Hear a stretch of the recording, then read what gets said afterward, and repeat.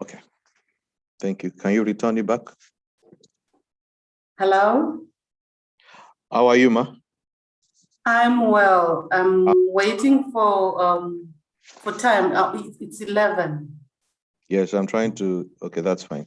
I'm trying to sort everybody out as co-chair so that they could share their screen once we start. Perfect. All right. Brenda is not here. I'm not seeing Brenda. I'm not seeing Wendy. Professor Chirisa sent an apology. He is unable to join us. Okay. He's got another meeting running parallel to this one. All right.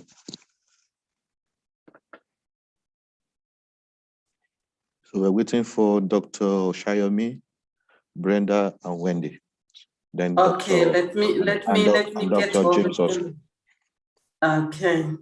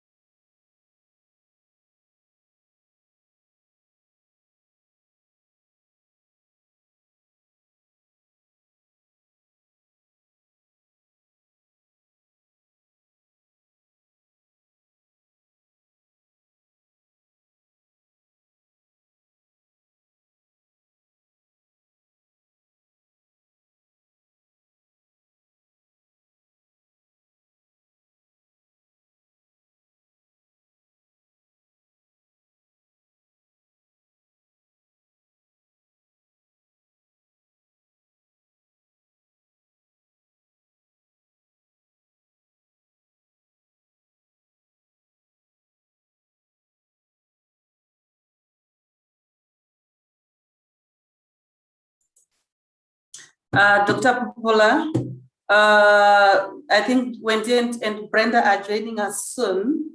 I think we can start, and you actually requested to be the first one, isn't it?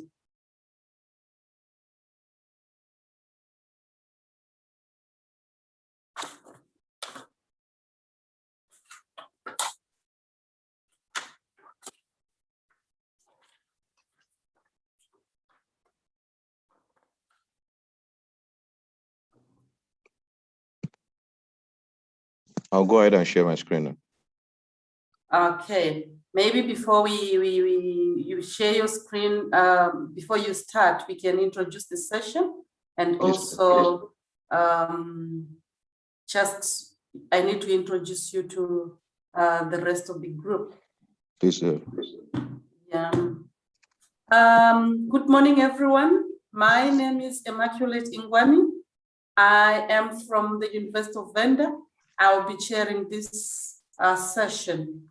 In this session, we are looking at rural-urban interdependencies and linkages for inclusive cities. We are realizing that cities are growing and there is need for those synergies. So in this particular session, this breakaway room, we'll be looking more at how we can make rural spaces more inclusive, and also how these linked to the urban spaces. So in this particular session, we have 4 speakers. We have Dr. Talupo Osayomi and Dr. Ayobami Pula, Dr. Brenda Rumutsa, and Mrs. Wendy Torio. So our first presenter is Dr. Pupula. He is a trained geographer He works at the University of KwaZulu-Natal under the chair of the Sachi Chair for Inclusive Cities, Dr. Magdimisha. He is also an urban planner with a lifelong interest in planning and working on plans that shape the human settlements, human well-being, and even issues to do with livelihood. He is also a PhD holder in urban regional planning from the University of KwaZulu-Natal, and is currently part of the Sachi Chair for Inclusive Cities, like I said. His research interests focus mainly on rural and city planning, human livelihood, and well-being of individuals. So over to you, Dr. Pupola. May you can start sharing your screen and also share your views on these rural-urban linkages. Thank you very much, Doctor, for the warm welcome. Can we see my screen? Yes, I can see your screen. I think if you can just take it to slideshow, that will be even much better. I'm doing that now. Yeah. Just a few minutes, please. All right, just like Doctor mentioned, my name is Pupola Obami, and I'm presenting on the topic that says rural setting, the paradox of its accessibility, affordability in the urban planning, and political actioning within the rural space. Generally, this focus of my presentation is just to establish the struggle that rural dwellers face, their quest for survival, and as it relates to the issue of sustainability, especially when you take it from the aspect of spatial sustainability and also vis-a-vis socioeconomic sustainability. I'll have a quick overview and try to present the method that was used. And at the end of the day, we'll have a discussion, which we end with some questions which I'll attempt to answer. So my first question in this section is, will rural areas disappear? Urban scholars have had various arguments with regards to the fact that, urbanization is taking place, urban sprawl is the thing in 21st century. But though many scholars tend to argue that, rural areas might end up disappearing. But I put it to you that might be false. The assumptions that rural area might disappear might be false. It might shrink, their texture, their tone might change, the nature of the activities might change as presented by these various scholars. But that they will disappear might be actually not a reality. Most especially when you take into consideration developing nations and also even the case of suburbanization and peri-urbanization or issue of new town in rural villages that are emerging. So those are some of the conditions that questions the place that, okay, rural areas might actually disappear. But however, there's a general problem for the rural dwellers. Issues around their disadvantaged nature due to their isolation, lack of infrastructure, lack of facilities. Yes, it's common across the globe. It's evident in rural areas. Yes, there are evidence in such instances, not even just in one particular country as the case might be. It's also evident in Nigeria. In Nigeria rural areas, there are issues of inadequate basic amenities. There are issues of planning being considered to be failed. And in some instances, even the stakeholders that are expected to bring about change, when I mean stakeholders in this instance, I'm talking about rural planners, political actors, maybe at federal level, at local government, at state level, or even the local councillors that are expected to bring about improved development for the rural people. They seem not to be being efficient and responsive to service delivery. And in most instances, the politics or the politicians or political representative, as the case might be, that is supposed to represent the rural people to bring about an informed decision-making for public interest tend to fail. And the same thing is also the place of failed policy within the rural setting. So if you take this vis-a-vis, you find out that there are instances of rural people being there, or at the same time, rural voters. But again, if you look at it very keenly, you find out that there might be rural voters that vote for the rural representative. But at the end of the day, these rural representatives end up become urban politicians. When they are being voted, at the end of the day, they move down to urban areas. So now becoming almost like a failed representation and vis-a-vis a failed rural governance for this rural place. So these are some of the problems that these places face. I tried to look at the argument by Savage et al. 2018, where they proposed the three components for rural vitalization, because I argue that vitalization is very critical to inclusive rural urban space, especially coming into understanding that you cannot have a good national development without rural and urban development taken into place. Take note, it is not just urban development that brings about national development, but rather it is rural urban, the place of rural and urban development that brings about national development, because national development is a combination of both rural and urban at the same place. So Savage talked about the place of staying together, growing together, and coming together. I argue from the fact that when you talk about staying together, you are talking about the place that are embracing rural setting, values, and culture. I argue that when you talk about coming together, we are saying that it should be inclusive for all stakeholders within the local place. And when you talk about growing together, we are talking about the collaborative politics, which is very critical. But again, if you now look at it keenly, you find out that the major problem as far as the stakeholders is concerned is that rural dwellers will not abandon their identity. Yes, that's a fact. But at the same time, planners, as an example of stakeholders within the rural space, wishes to create a new ideal place. Ideal place in quote, an ideal place that is a reflection of their own standards, majorly urban in most instances. And politics seem to be too urban. When we talk about too urban, that means, and that traces back to the place of rural representative staying in urban areas. So these are very comprehensive and critical issues. And I sum up that now these cannot create an inclusive space.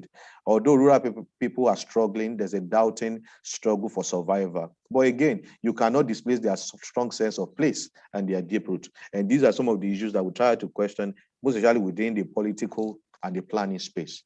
Our planning and politics as a stakeholder part of rural space has shaped the livelihood of rural people. And the main question that I'm interested in asking is there no confusion or rather a paradox in planning and politics, or what planning and politics ought to be for rural place? Is that actually when we take into consideration issues around accessibility? Accessibility in this instance speaks to distance and time.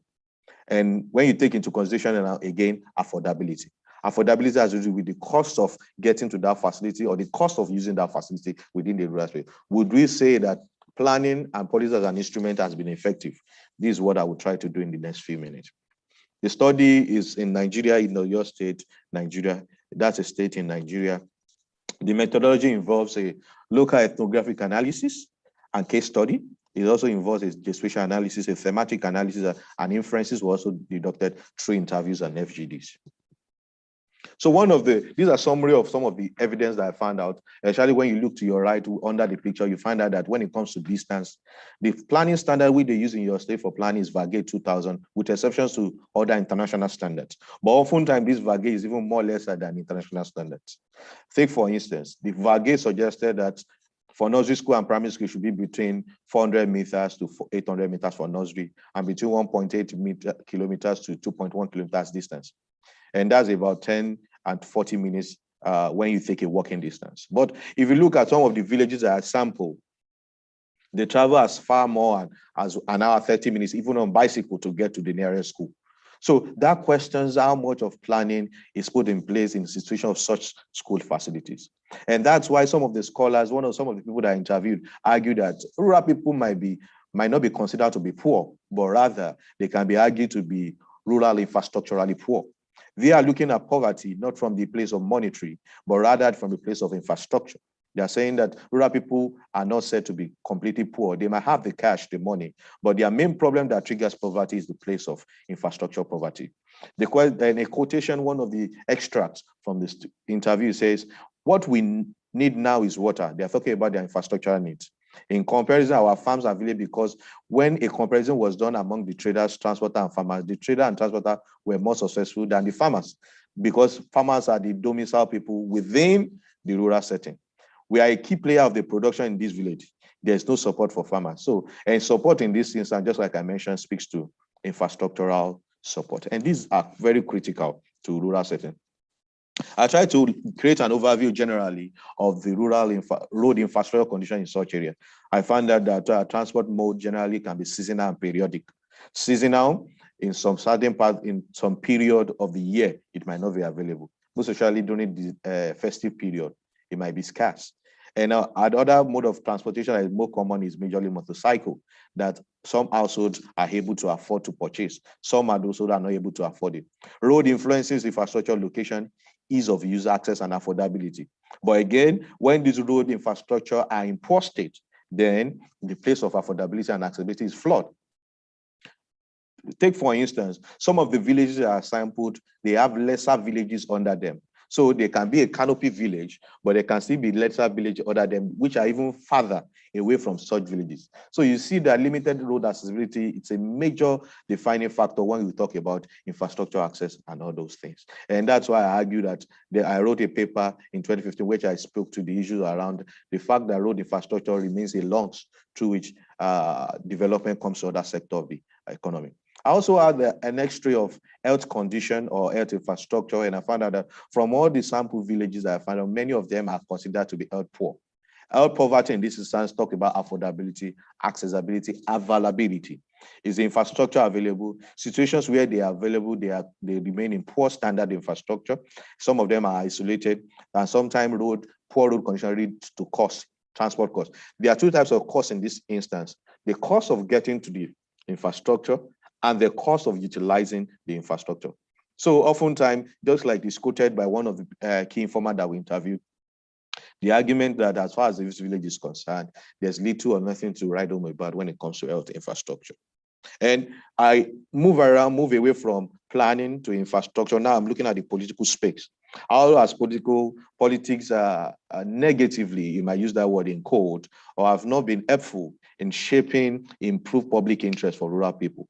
Now, if you look at some of these images, you see there are some newer structures and there are some old structures. What happens in most of these villages that I sample is that there's a situation of political will when it comes to infrastructural provision.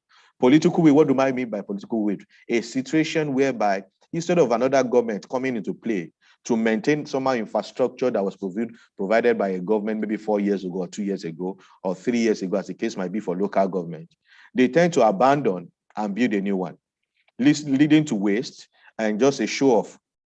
And these are events that tend to take place over and over again instead of continuous maintenance. And that's why I argue that when we talk about governance or some of the indicators for governance, the place of maintenance might be very critical, and the place of governance continuum might be very critical to the failed condition of rural space in this study area.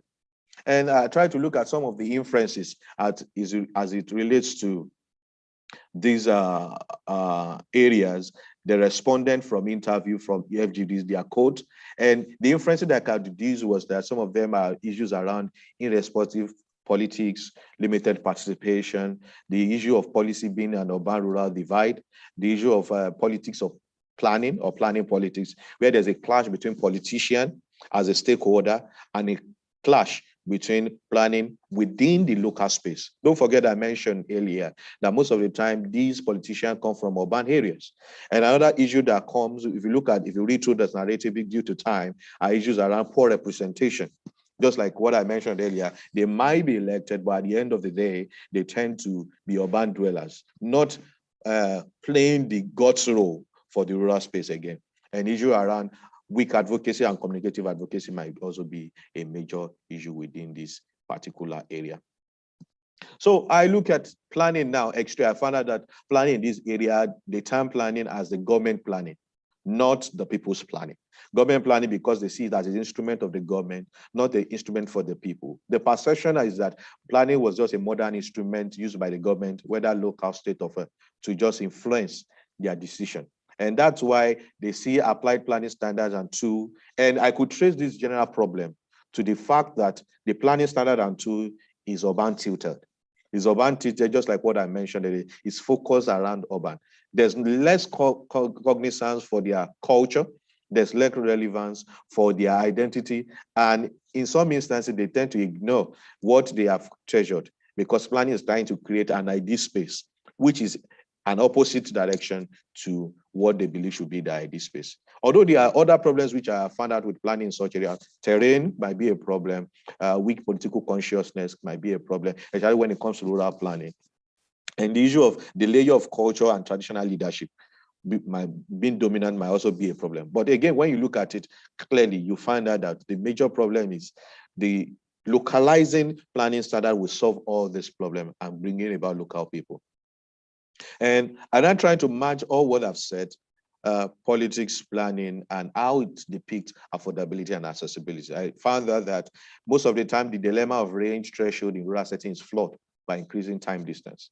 They travel farther because most of the time, the conventional road might be poor or there might not be conventional road. So they make use of shortcuts, as the case might be, paths that they created, footpaths that they created on their own within communities to get to this infrastructure. So when the planning standard now say, okay, based on standard, the population threshold for a particular hospital facility cannot be reached by this facility, it is flawed.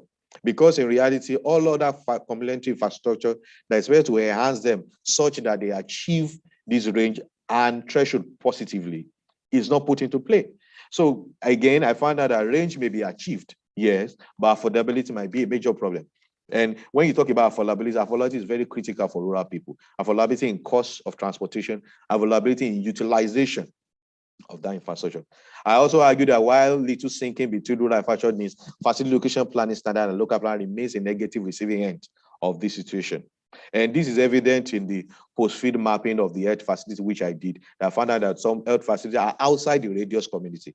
It might be within a major village radius community, but when you look at lesser isolated villages that are under the umbrella of the major village, the place of flawed accessibility, affordability is being flawed. And I also found out that maximum when you compare from one location to another, townships and urban villages tend to travel lesser distance to access some of this infrastructure. And this is evident because from the sample of their expenses which are gathered, I found out that over 34.7% of the expenses was on educational expenses. Educational expenses now divided into two dimensions: the cost of getting to the school and the cost of paid in the school. And medical expenses, most of the time, they argue that comes from when they are trekking to school, they had a crash on a bicycle. The father comes back sick after taking the child to a long distance walk to the school. So there's an increase in these expenses due to this dilemma of planning or the paradox of planning and politics. So I conclude and I say, if distance is stressor to rural access, and our planning, our policy move towards correcting these anomalies. So far, based on what I say, I would say it's a no. Yes, because most of the time the politicians are failed, especially when you look at infrastructure location. Instead of maintaining and building, using the same resource to build in another place, that has not been achieved. Again, the place, can more rural culture and setting-oriented planning be more essential to achieving infrastructure areas and promote availability? Yes, this might be critical, because when you take into consideration their culture, this will bring about embracing planning, as the case might be. And the issue of rural voter and urban settler of the representative brings about the issue of inclusive rural governance. How do we shape rural space to experience inclusive rural governance, and which we indirectly bring about rural human resource capacity development for the rural space, whether across the stakeholders. And that's why I introduced this framework of inclusivity. When you look at it, that the rural urban interdependent towards inclusivity, I introduced this framework that says that, yes, rural inclusivity governance is very critical, but again, planning again must be culture conscious and rural place conscious, and politics must be, local policy must be domicile. Take note of the word domicile. My argument is that it must be domicile in rural space. If we are able to achieve and bring about these three together, the place of rural place, achieving the accessibility and affordability of interest will be very critical. And we must know that as far as rural inclusivity agenda is concerned, rural lives also matter. Thank you very much for that. Thank you very much, Dr. Popola. Maybe let me say, Dr. Popola is part of the group that is, or the organizing committee of this whole symposium. That's why I allowed him to present first. So maybe if we can give him our questions so that he can go back to his duty post to ensure that we all have a successful conference. I think I'm just making that discretion, and I think it's viable. Any questions? You can write them on the question and answer, or you can post them on the chat, or you can raise your hand, whichever is possible. You can use any of those options. But maybe my first question, it's like I really enjoyed your presentation because you are actually reinforcing what Professor Bickham said this morning, the issue of inclusiveness. What is inclusive? How do we define inclusiveness? And when we're talking of inclusive cities, where is the rural component? I really enjoyed that argument because I felt like we should look at inclusive spaces, not necessarily inclusive cities. And I think I've been maintaining this kind of argument all along. So I don't know, in your opinion, do you think we can have a paradigm shift, if so to say, from making reference to cities to more of spaces that can also bring in the issue of the rural component? Because in your presentation, you were talking of the rural component not really much visible in most of these debates. I don't know. I'm just looking for your comment here. Yeah, thank you. I do agree, whether we like it or not, achieving inclusivity for all, as the case might be, is very critical. But again, we must understand, if you look at most of the things that the presenters have presented, the place is very important. When I talk about place now, Johannesburg, Durban, Dash Village, Iyaga Village, Kelvin's Village. The place of this village, when you compare one village to another, we bring about a more comprehensive, inclusive community. Because most of the time, when we take community as a vague word, as the case might be, and that's why if you ask me most of the time, and just like what you read in my biography, I'm much more interested in well-being. And that's why the well-being aspect of my study is usually place-oriented. Which people? Where are they? How do we solve them? You can't just create a blanket of community. And that's why you look at some of the things that I've mentioned, places are important. And I just like, there's an example which I can give. I found out that in one of the villages that I sampled, when it comes to planning, the local director, planning bureau director, mentioned that they don't embrace planning. But they brought another director who went to see the traditional leader in such village. And he found out that after 2-3 months, all of them started coming for planning standard for their approval. The orientation changed from understanding what that place is about to solving and embracing planning for that particular place. I think it's a vague word to always say community. I think we need to start thinking about places to be specific. And when we talk about places to be specific, we find out that we'll bring about a more positive and more realistic, if I may use that word, realistic solution. That's my take. I'm looking on our blog here. I'm not seeing anything in the chat section. I think Jubrin is raising his hand. Hello? Jubrin is raising a hand. A hand is up. Yeah, maybe they can just, please, can you go ahead and react, give us your comment or question? Thank you so much, Jibrin. Yes. Good morning, everyone. Good morning. Yeah. My concern is the rural aspects of inclusiveness in urban area. Where we have certain areas in urban, let me say of urban fringe, for example. Like in Nigeria, we have some rural areas that are very close to the urban area. How do we conceptualize inclusiveness in this context? All right, thank you. I think the fundamental problem is, how do you conceptualize rurality? The fundamental problem. That's the main definition. Yes, particularly considering those settlements that are rural and very close, in close proximity to the urban area. Yeah, that's why I said that where to solve the problem start from conceptualizing rurality. Do we conceptualize rurality as a place that is just made up of farmers? Do we conceptualize rurality based on population? Now, if you go back to the Nigeria issue, you find out that there are rural areas with urban estates. Mhm. Do you get it now? And when they want to define it, they define it as an urban area, which is false.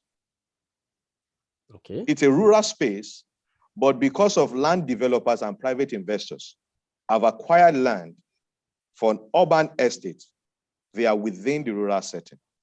Now, Nigeria went ahead, they start classifying based on urban, peri-urban, suburban, rural. Now, if you now look at it again, there are some isolated villages that fall within the urban space. So that's why I said the fundamental problem will be, how do we define rurality? And that's why it goes back to the first question or the first reaction that Dr. Emmanuel Igwani asked for. Going from a general space to a specific space. You must be able to define and say, okay, this place is rural. You take, for instance, in South Africa, there's the UDL line. The UDL line, whether the UDL line cuts across Umlazi, whether the UDL line cuts across Johannesburg, is considered to be what? Traditional space. Whether you have airport or aerodrome in such area, is considered a rural space. So I think solving your problem or reacting to those questions, we have to do with it. How do we conceptualize rural space towards achieving, making those places to be? Once we understand that, then bringing about inclusivity will not be a problem. And let's take note. Inclusivity in this regard is not a tick box. It's not a tick box of, oh, we have provided water for them. We have provided road for them. No, it's not a tick box.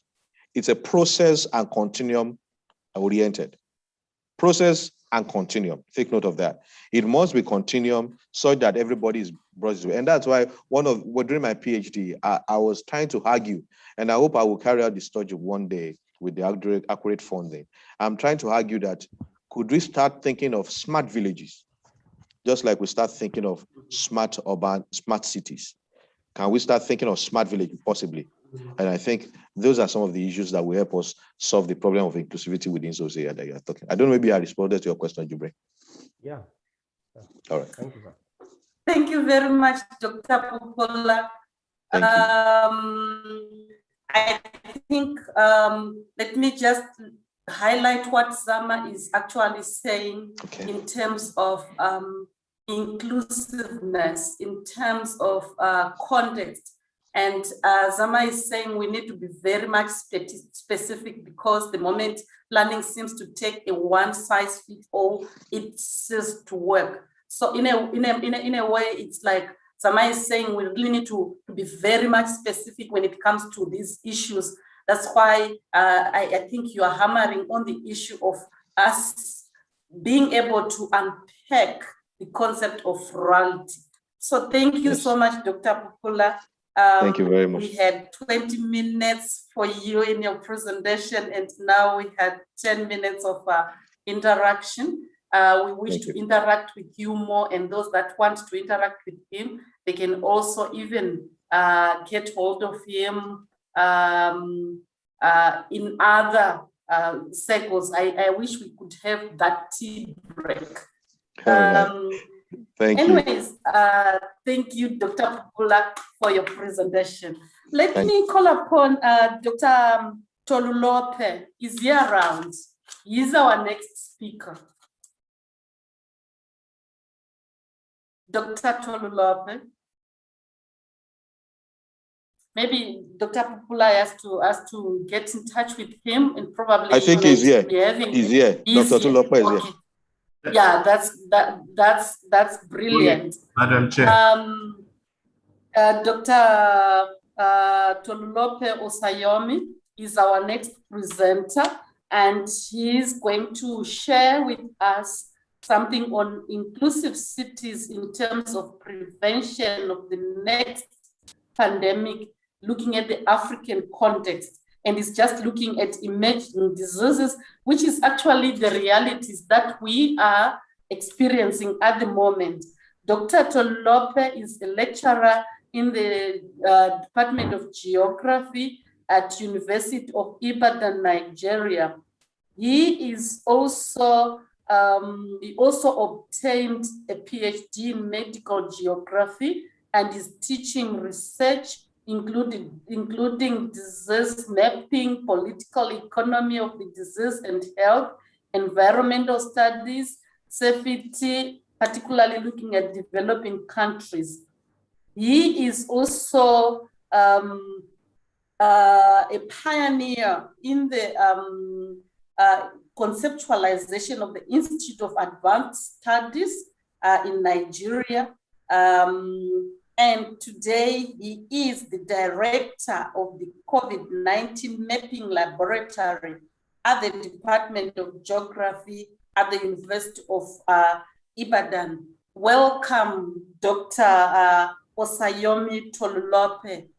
Can you please share with us your ideas? We want to learn more about these diseases and mapping and how they actually inform these debates on inclusive cities and inclusive rural areas, like what our previous speaker was saying. Thank you very much, Dr. Tolu. Thank you very much, the chair. It's a great pleasure to be here and also to share with you some of my thoughts on the ongoing discourse on inclusive cities in the world and also in Africa. As the chair has rightly said, the title of my presentation is, Can Inclusive Cities Prevent the Next Pandemic? Sorry, this should be pandemic, not pandemics. Emerging diseases in the context of rural-urban linkages. This presentation is I'm actually more interested in problematizing the contribution of inclusive cities and pandemics. So more like trying to familiarize the peculiar and also to mystify the familiar. I hope you can hear me loud and clear. Yes, you are very clear. You are very clear, Dr. Tolu. Go ahead. Thank you very much. The COVID-19 pandemic was described to be the worst public health crisis of the century. And you and I know that it has actually exacerbated a lot of our existing developmental challenges, and at different scales, different geographical scales, and also with different magnitudes in different parts of the world. And this has constantly compelled us to question our knowledge systems and even look at our lifestyles. What needs to be changed? What do we need to what needs to be removed or added to it, and also our existence as well. So it has also changed the world we live in. It has actually moved from the socially compact world we once knew to a socially distant one now. And there's been a lot of discussion on how we redefine our existence. And recently there were two publications by the United Nations and also the United Nations Habitats. One is COVID-19 in an Open World, and the other is Cities and Pandemic towards a more just, green, and healthy future. I'm sure some of you might have come across it. There's one lesson I took from these two publications is that cities have very strong potential in making and also breaking pandemics.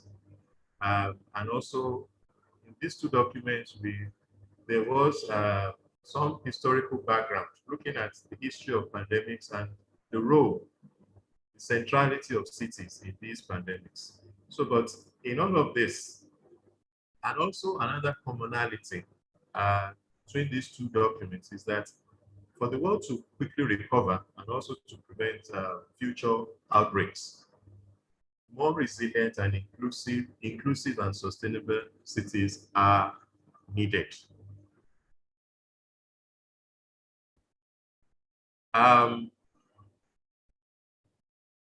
As I said earlier, history has shown that there have been several pandemics, and there has been a very interesting relationship between cities and disease outbreaks. You see that cities have actually, one has reshaped or redefined the other, and vice versa. And despite the fact that there has been significant progress in disease control and also in preventive medicine, there are still outbreaks of emerging and re-emerging diseases. Okay, and why is it that we still have re-emerging and also emerging infections? Why is it that they have not successfully been prevented, despite the significant progress we've made in biomedicine and also in our urban landscapes, right? And we then see that these re-emerging diseases are mainly zoonotic in nature, and that arises from our frequent exposure to animal vectors that are,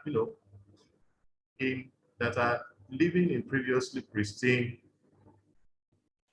environments. And of course, as we draw closer to their habitats, the likelihood of being infected with an emerging disease is very high.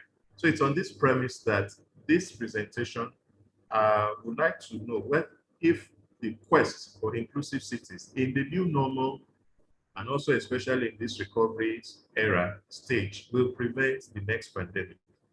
So for this inquiry, I need to also point out that this inquiry may not be successful without situating it within the context of rural-urban linkages. And this is a major foresight of in some of our discourses in pandemics.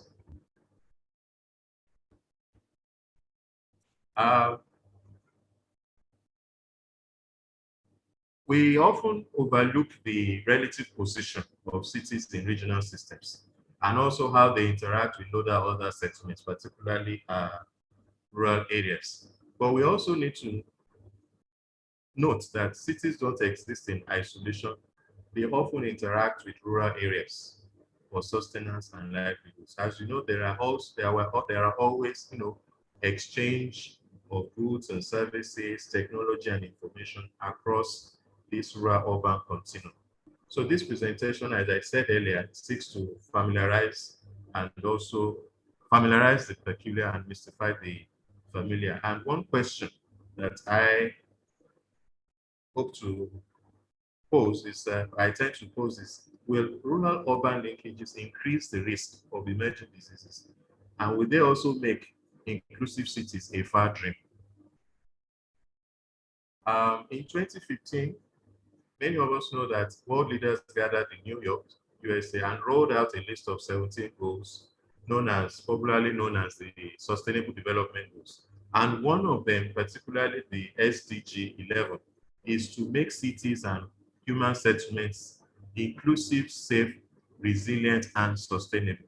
And of course, that's to indicate that the Sustainable Goals 2 is not just about human welfare, but also concerned about the healthy growth of sustainable human settlements. But this is something that needs to be really taken seriously because we have more than 50% of the world population living in urban areas. Okay? And that tells us a lot. That says a lot. It means that we have more people in the urban areas than in the rural areas. And that also means that cities play a very, very crucial role in the attainment of these SDGs, all right?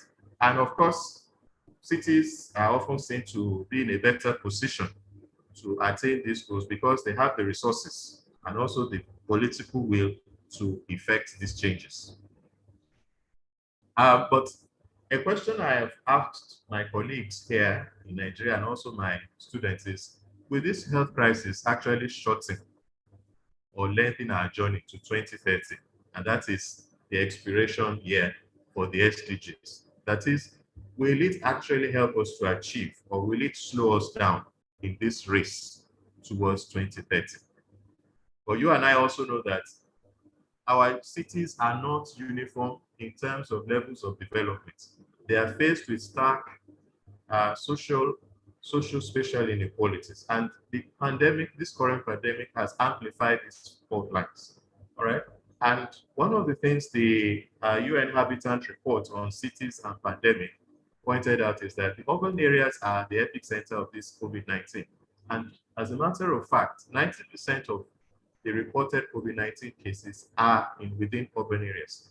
So if these urban inequalities constantly widen, it will be very, very difficult to achieve SDG level, not only SDG level and the other SDGs, but the quest for inclusive cities now becomes more real.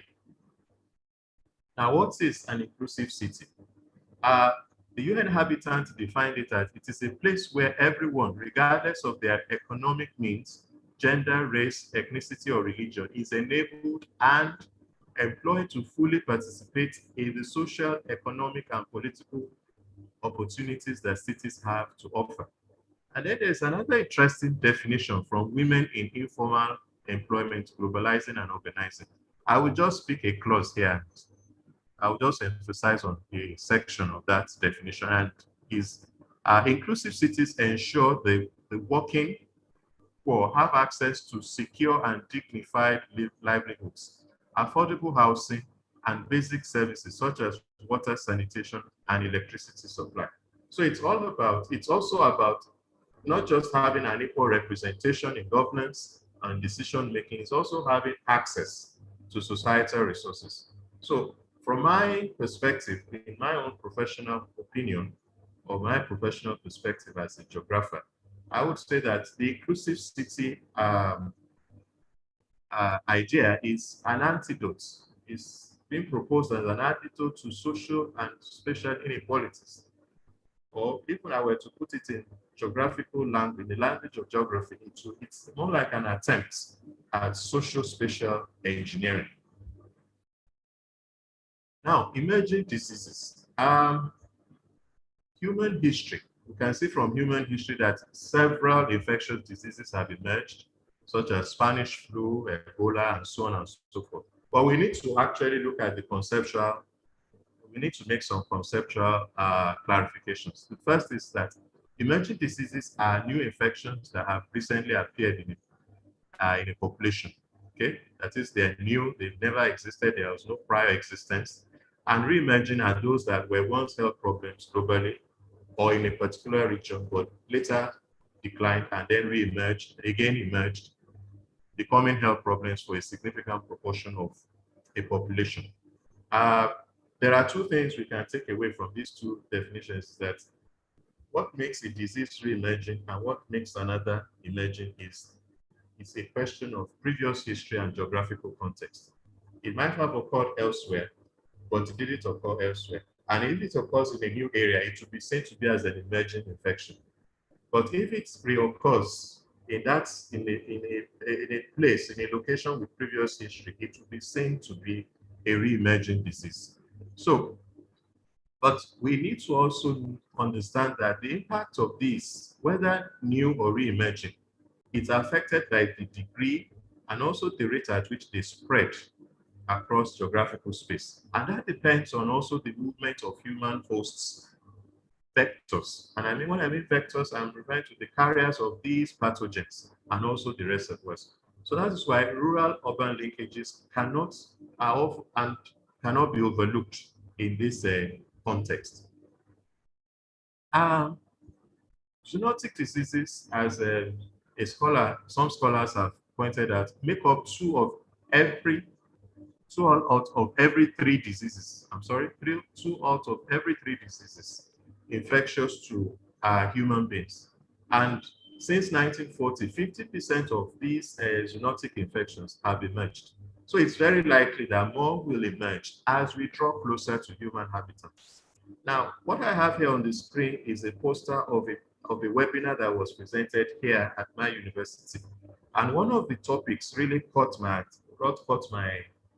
attention. And the title of that topic was sorry, it's not too clear, so you may not be able to see, but I will read it out. And it says, the next pandemic will come from animals. That topic somehow has a prophetic tone, but I must tell you that is the reality. So the question is, where are these human habitats? Are they in the urban areas? Now, these are images from the lockdown periods in different parts of the world, seeing wild animals roaming freely in urban spaces. Okay. Now, where are these animal habitats? And it actually depends on how frequent and how often we interact with the natural environment. And that is why urban and rural linkages are very, very, very crucial. All right. Oftentimes in the literature, we see that cities are seen to be isolated entities in geographic space. But you and I know they are not. Okay, they are just part of a wider and also a regional network of human settlements. All right. So there's this, as also we've been in the previous presentations, we can see that there is a mutual interaction between urban and rural areas. So it's not just the movement of people, you also have goods, services, technology, and information. And that movement also too, you will see that the urban-rural interaction, again, much of the discourse is largely skewed to economic activities, but we fail to recognize that there are potentially strong channels of disease transmission. Okay? We have quite a number of peri-urban and urban areas that surround these cities, and they, as a matter of fact, are closer to human habitats too.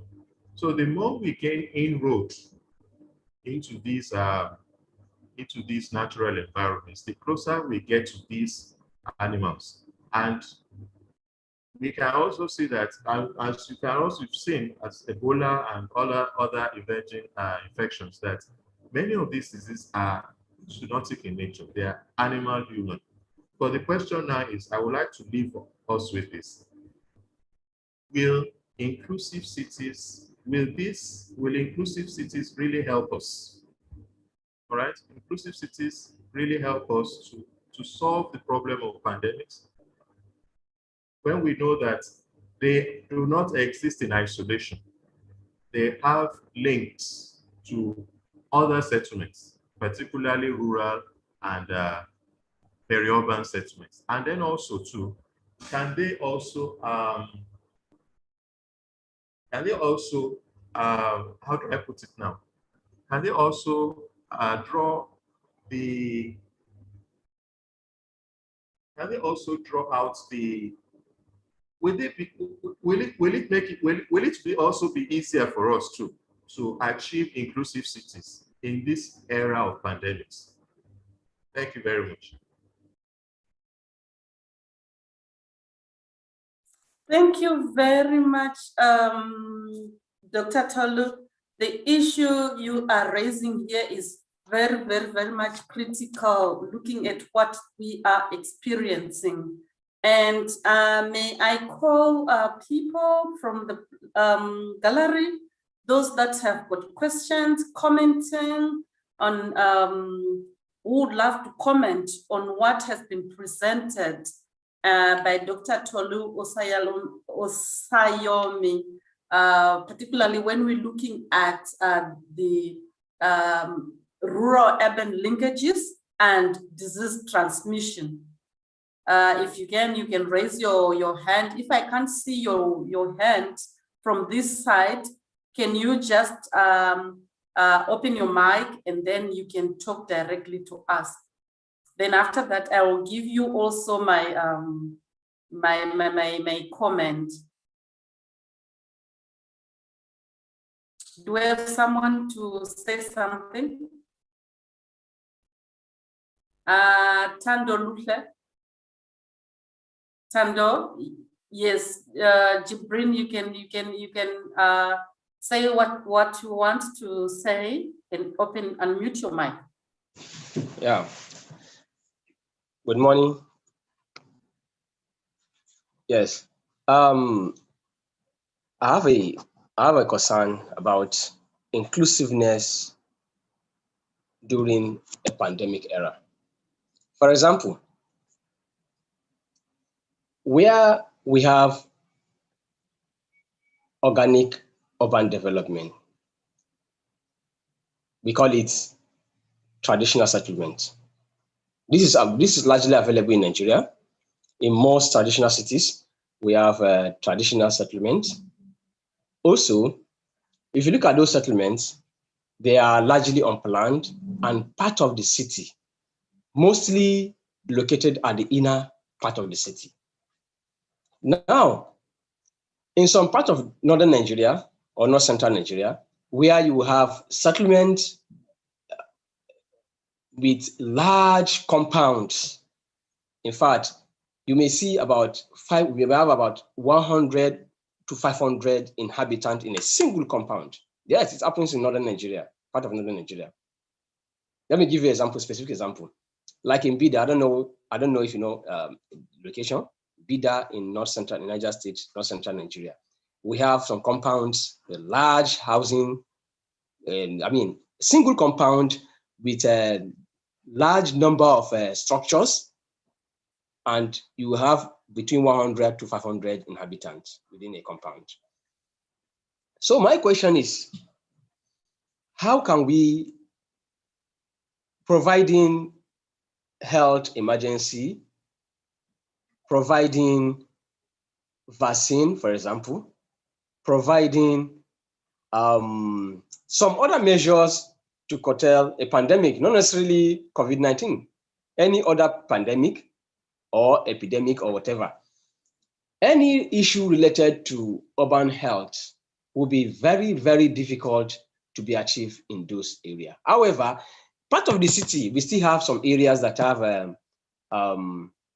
they're planned, well planned, like in GRA, and some areas that government has took some measures well planned with low population. Now, how can we achieve inclusiveness in this context? Interesting. Over to you, Dr. Osayomi. May you please respond to that? Issues of informality, disease transmission, and inclusivity. I'm sorry, I didn't get the question clearly due to technological issues. I don't know if he could be more succinct in his question. It could be more direct in his question. Okay. From how I got it, I can summarize the question as we are increasingly experiencing peri-urban informality, whereby we've got lots of people migrating and actually settling in the peri-urban zones. And we have got a lot of transmission in terms of diseases. How can we solve such issues through planning in the event that we have similar pandemics like the one that we are actually experiencing? Excuse me. Hello.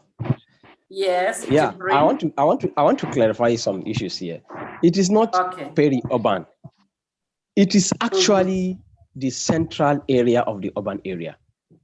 I mean, the central region of the urban area. For example, inner city. The inner part of the city, yes, where we have informality, largely informal. This is because the settlement is pure traditional settlement. Now, we now have some areas that are planned, which are not in the inner part of the city. They are located in some part of the urban fringe or the well planned, but the core area of the city itself is unplanned. Now, with low infrastructure, low accessibility, that's very interesting. Large housing compound. Here I don't know the standard name it's called. Here we call it organic cities. Because if the development grows organically, not controlled, it is only specific areas that are controlled, that are part of government or maybe newly developed areas. Now, my question is, if you have large part of the city, particularly at the central part of the city, I mean the city center itself, that is poorly developed, organic, traditional, with uncontrolled development and high population, large number of both population density and housing density. And I've given you one example that we may, at times we do have between 100 to 500 people living in a single compound, because they are large compounds. Okay. Now, how can we now achieve inclusiveness? How can we achieve inclusiveness in this form? Where some part of the city is planned, now some are not planned. Then let Dr. Osayomi respond to this issue of informality in the inner city and how we can actually deal with emerging or re-emerging pandemics. Yeah. Thank you very much, Madam Chair, and thank you, Jubril. I quite agree with you that there is quite a lot of about the quality of housing in the inner city. I also agree with you that that housing conditions, as it were, they are actually below standards, and we see a lot of congestion. We see a lot of closely packed houses with very poor access to little or no access to water and sanitation facilities, and of course that protects a very likely danger in terms of disease outbreaks and so on. Yes, I do agree with you. But what is even more disturbing is that the trend seems to be persisting, particularly in the peri-urban settlements, in the peri-urban spaces, where you find out that there's no proper layout of houses, buildings, and the city where I live, I know there are some peri-urban settlements where in buildings where there are no toilets, indoor toilets. There are no indoor toilets, and that is very shameful. So the answer to your question simply is that I think this is where urban planning really comes into play. They need to really enforce the urban planning laws and ensure that we build healthy cities. I think the WHO at one point, and I still believe they are advocating for healthy cities too. So it's very important that we take into consideration health considerations taken into planning of urban spaces. And now, particularly now that we are in a post-pandemic era, and we also need to be mindful that it's likely that there might be more. So we need to actually take note of the fact that health is very important. Thank you. Thank you so much, Dr. Tolu. Maybe we'll take Bolane and then Samson. Just make sure you make your questions very short, snap and to the point so that we can stick to time. We still have 2 more presenters to go. Yeah, thank you very much, the chair. This is Wahab. I want to make a comment on what they have just said. Yes, the informal sectors of the city, which is called the traditional areas, they are not difficult to improve upon. You see, all we need to do at this point is to evoke the traditional environmental planning and management concept or framework. The indigenous environmental planning and management has been tested, and people in the very past, before the advent of formal planning and all of this, they have used the concept to plan their environment, to provide and maintain infrastructural facilities.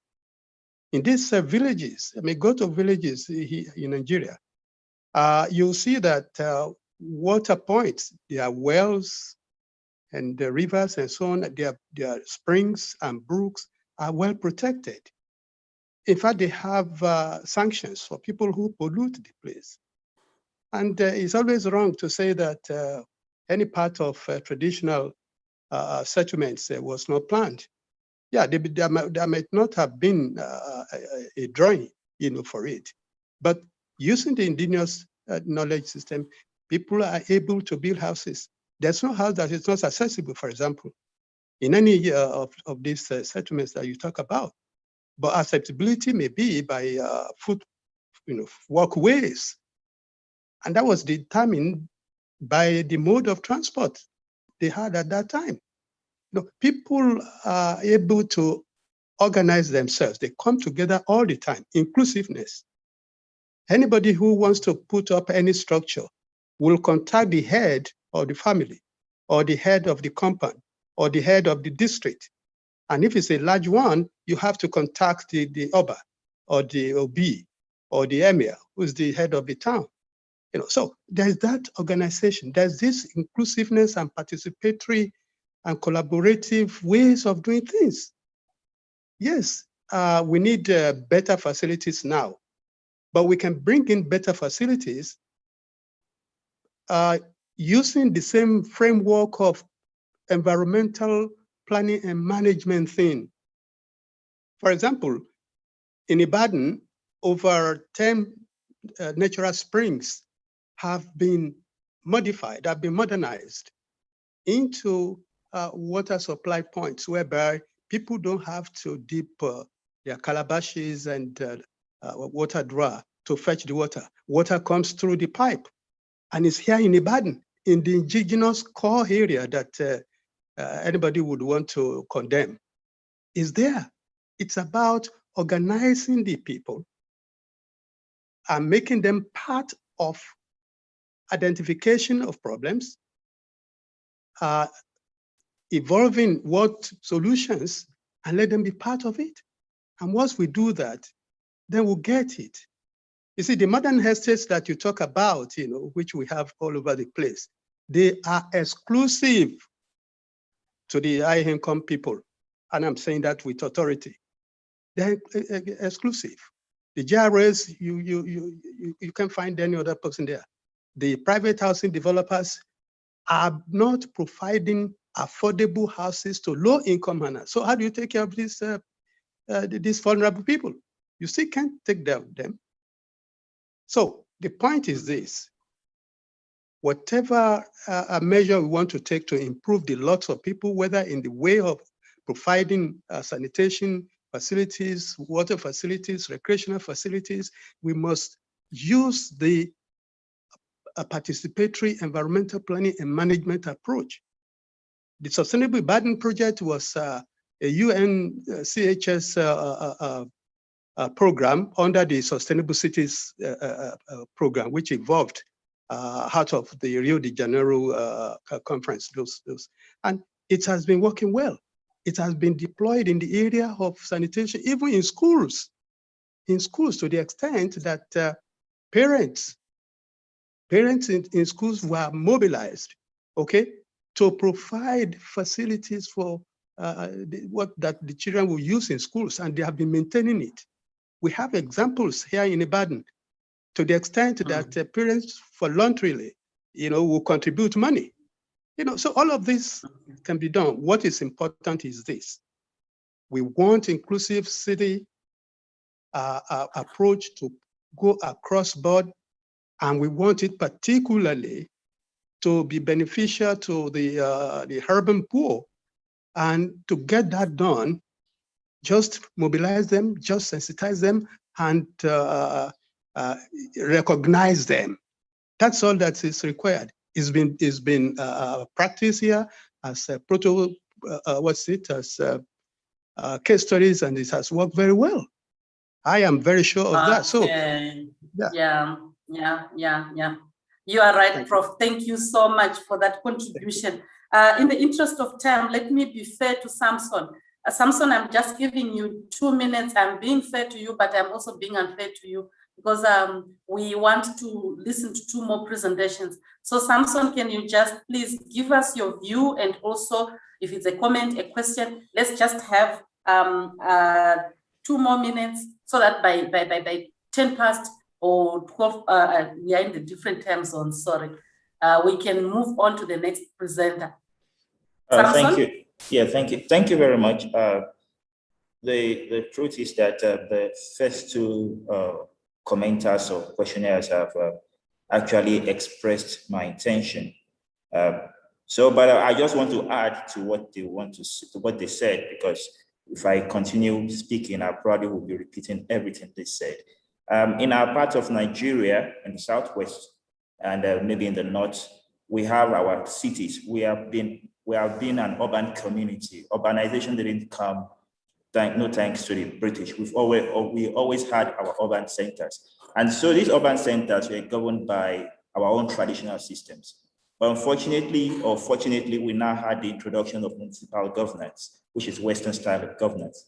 And then we now have this problem where you jettison the local or the traditional systems, the chiefs or the local governance systems that we usually have, we jettison them for the local government systems.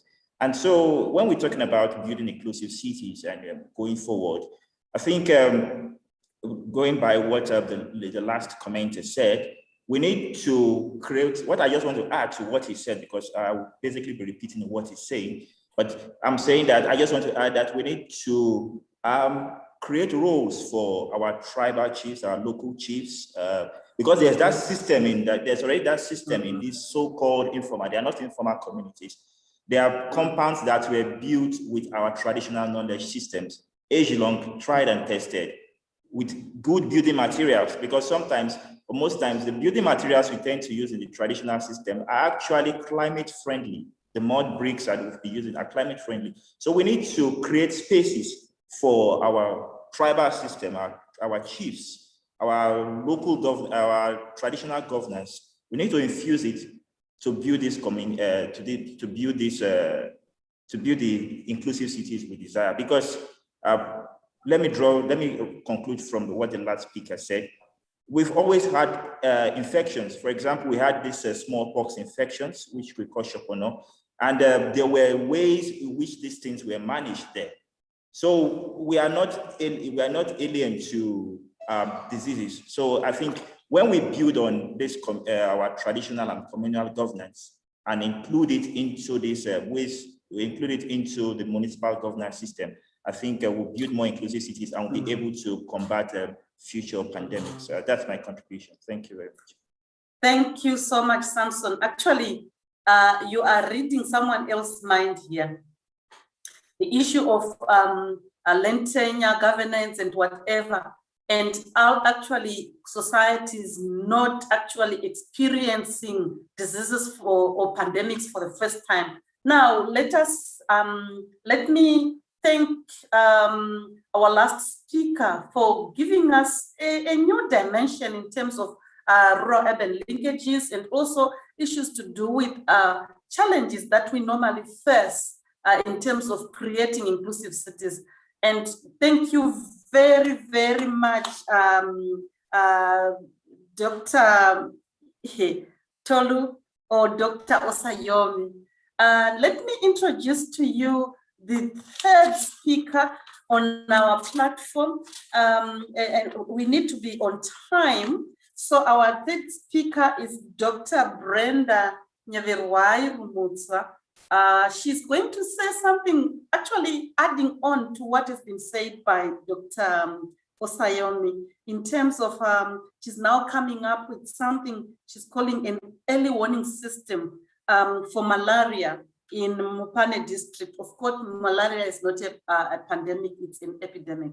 And she's now giving us the divergent and convergent approaches, maybe to viewing, to conceptualizing, to understanding, and how these actually are linked to the rural-urban linkages. Let me give you a small biography, something for Dr. Rumutsa. She holds a doctorate degree from in geography from the University of Venda, and she has got a master's in disaster management. And we want to learn more about these disasters today in terms of rural-urban linkages. And this master's degree is from the National University of Science and Technology from in Zimbabwe. So over to you, Dr. Rumutsa. Can you just share with us this issue of the early warning system in terms of the divergent and convergent approaches. You can switch on your mic, switch on your video. Thank you very much.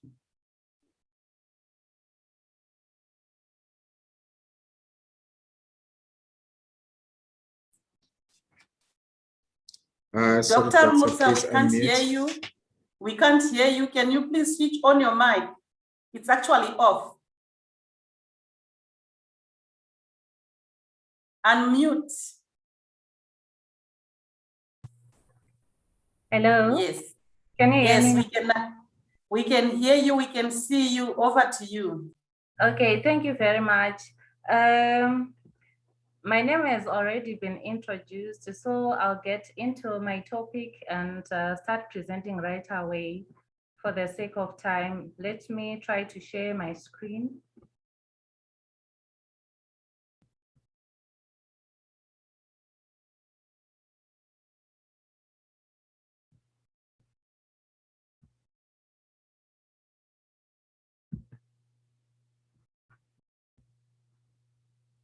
There we go.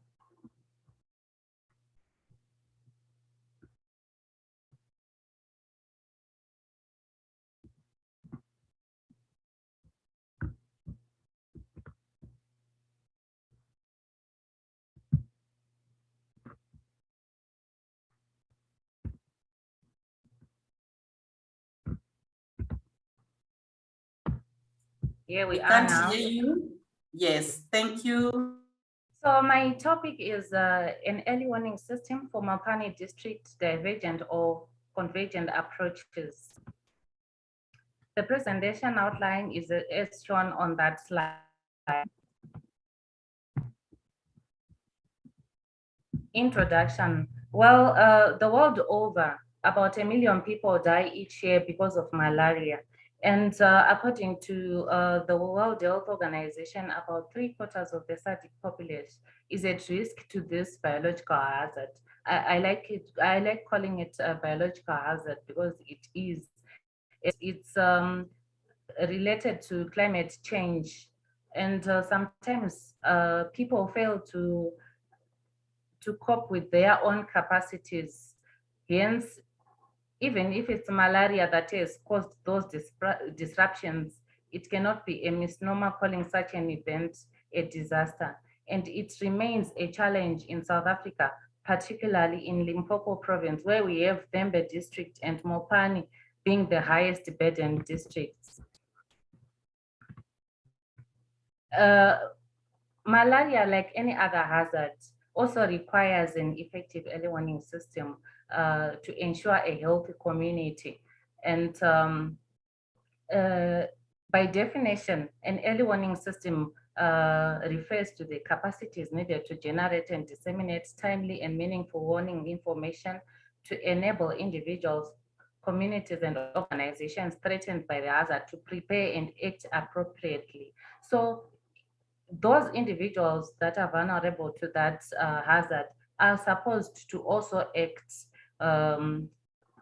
in their own capacity against that hazard. So it should also be multidisciplined and community inclusive. So we identified a problem in Mopani. It's one of the districts that is also not spared from this hazard. And at one point, they actually acknowledged that they are failing at prevention stage to mitigate against the hazard. And as shown on that slide, we have a newspaper article showing as evidence that they are failing at prevention stage. And so this study was done in Mopani district, and it's in Limpopo province in South Africa, and it's situated in the northern eastern part of Limpopo province and bordered in the east by Mozambique and on the north by Vembe district. In terms of its social characteristics, we have about 81% of the people residing in rural areas, and about 15.3% still living in formal dwelling shacks. And among the greatest hazards that we identified in this area, we have malaria and fire outbreaks. So that is the map for the study area. And what is it that we really wanted to do after identifying the problem of this hazard, malaria hazard? We wanted to see whether the existing early warning system in Mopane district is using a convergent or a divergent approach in its initiatives for malaria risk reduction. And we also wanted to come up, maybe we wanted to come up rather with an effective early warning system which would cover the gaps in the existing early warning system. So we wanted also to develop an early warning system for the district, in other terms. We used primary and secondary data sources, and we gathered data through in-depth interviews, questionnaires, and focus group discussions. And we had a total of about 381 participants. And to analyze data, we used a grounded theory because we wanted to generate a theory that would help us to, as a roadmap to the development of the early warning system. Then on quantitative data, I also used a descriptive statistics there. So to explore the nature of the early warning system that exists in Mopane district, this was centered on the systems approach to disaster management by Siminovic. And this one, this approach, it highlights the examining of each individual element since a system is made up of subsystems, and examining each individual element actually improves the identification of problems so that an effective solution can be implemented. And we went on further to find out the elements of an integrated early warning system. And these are, as shown on the slide, we have risk knowledge, warning service, dissemination, and response capabilities. So those are the four salient elements for an effective early warning system. If any one of the component or element is missing in the early warning system, then that early warning system is not effective. Then to develop the early warning system, we were guided by the heuristic for integration of modern scientific knowledge and indigenous knowledge for appropriate technology development and implementation. That is that was adapted from Aluma 2004. So this heuristic, it actually requires one to identify the community problem, of which we already did, which is the malaria hazard. And then from there, you try to find out the indigenous knowledge that is available in the community to address the problem. If it's there, you assess it for effectiveness and whether it is sustainable to use. And after gathering that data, you have to validate so that it can be usable, and you document it. It's appropriate technology to come up with an initiative for the malaria hazard. So on the results, on the nature of the existing early warning system that is in Mopane, we found out that most of the participants are aware of the malaria hazard in the area. So from the in-depth interview, 17 out of 21 indicated that they knew that there is malaria in the area. Then for their survey, a large percentage knew that there is malaria in the area, that is 69%. and on monitoring and warning services, which is element 2, we found out that the initiative is expertly driven, and evidently that is a convergent approach. Since it's expertly driven, people are taken as passive elements, and they are just told what to do. And this, on this element, they are focusing on detecting malaria cases thresholds from hospital, sub-district, and district. And for example, at a hospital, if 50 cases are reported in a week, then they regard that as a malaria outbreak. And one of the key informants actually stressed that there is need to come up with a tool which can help in malaria risk reduction by predicting rainfall 3 months prior to the season. Because the moment it starts raining, that's when they have the problem of malaria. And we also found out that communities are capable of using indigenous knowledge to monitor the hazard at local level, even though we have sophisticated data and modeling that is being employed to forecast. They are also able to forecast this hazard at local level. And among the indicators that they have, these are rainfall indicators. We have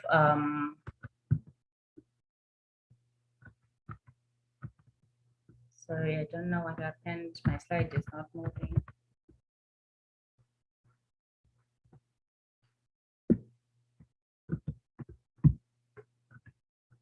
So we have different indicators, and these are plant phenology, meteorology, meteorological indicators, celestial bodies, insects, birds, and other indicators. So this is what they use to try and forecast the onset of the malaria season. Then on dissemination, I found out that the element of dissemination was present in the existing early warning system, and a larger percentage, that is 61%, indicated that they received alert messages, and the majority of those that received messages was from on TV or radios. Then on response capability, that is element number 4, we found out that communities are being assisted without dialoguing. They are just made to believe that they should concentrate on what they are told to do is an effective option that can save. And the main intervention is spraying DDT and pyrethroids. Use of local resources is not being practically promoted. Why I'm saying that is because from the survey results, we found out that mostly the modern scientific knowledge-based measures are being employed. So there we have a higher percentage of people using modern scientific knowledge measures, that is 55%, while indigenous knowledge, we just have 3.2.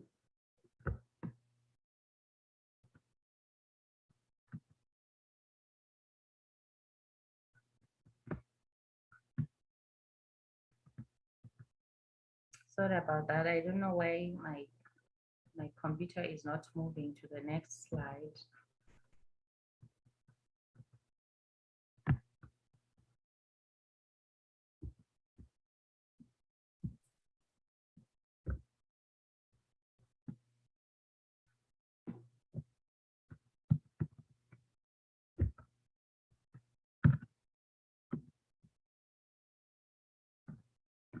So what they are using at local level to prevent themselves from malaria is animal waste, and I've actually categorized that into 3 categories. That is indigenous knowledge-based, modern scientific knowledge-based, and we also have unclassified prevention measures. So on subcategory 1, we have rather animal waste and other.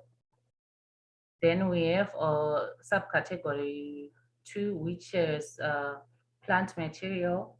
Then we have on modern scientific knowledge, aerosols, coils, among others. And the unclassified measures, we have tissues and egg crates. That's what they said they are using to deter mosquitoes. So through conceptualizing, through the conceptualization of key terms, we were able to come up with a conceptual model for the development of a malaria early warning system.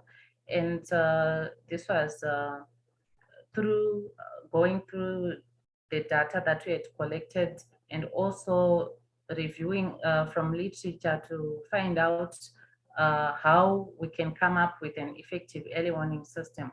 So there we have our model, which guided us, or which we use as a roadmap to the development of the early warning system. So we were able to identify